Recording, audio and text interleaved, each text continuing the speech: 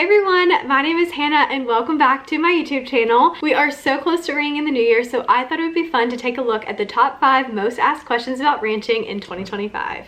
Question number 1, what do ranchers actually do all day? It's really just going to depend on the day, but you can pretty much expect to feed, check on the animals, check water, and then there's probably going to be something that needs to be fixed. That could either be fences, equipment, or gates. Ranching is really a 365-day job, so they don't have holidays, they don't have vacations, and there's definitely no sick days in ranching.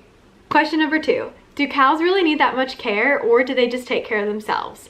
For the most part, cows don't need much care. As long as they have pasture to graze and access to water, they're usually pretty happy. Depending on the season, if it's winter or calving season, for example, they may need a little bit more attention. In the winter, when grazing isn't enough, they'll need to be supplemented feed, and that could look like hay or cattle cubes or other grain.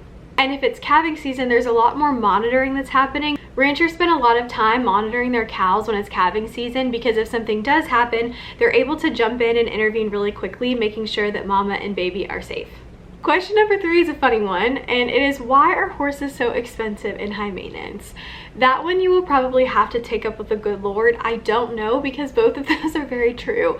Horses are very expensive and they pretty much are constantly trying to injure themselves. Horses pretty much wake up and they think to themselves, how can I hurt myself today?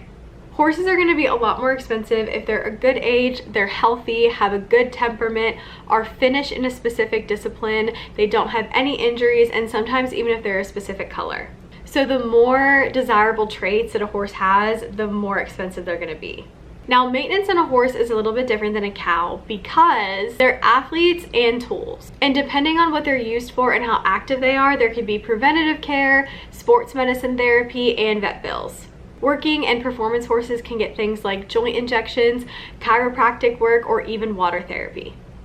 Question number 4, is ranching bad for the environment? This is actually a pretty complicated question and it requires a lot of nuance, but I want to give you the answer yes and no. Don't think of cattle like you think of fossil fuels. Even though cows do emit methane, it's part of the short carbon cycle, which is going to look very different than fossil fuels. The methane that cows produce breaks down in about 10 to 12 years and returns to CO2, which plants reabsorb.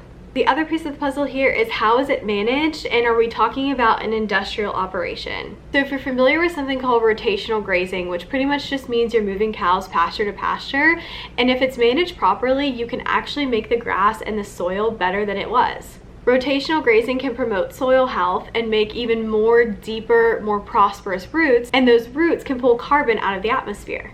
Again, this is a way bigger conversation. I'm trying to give you a very brief answer, but this is definitely something that requires a lot more thought, and this is just a very brief snippet into this conversation. Last but not least, we have question number 5, and that is, how do cows turn into beef? At a very high level, beef is when you are taking cows and you are butchering them. So cows are the animals, beef is the meat that you're consuming. Cows spend the majority of their life outside in the pasture grazing, and when they get to a certain age, we start what's called the finishing process. Most beef that you see is going to be finished on grain. That could be things like soy, corn, or silage.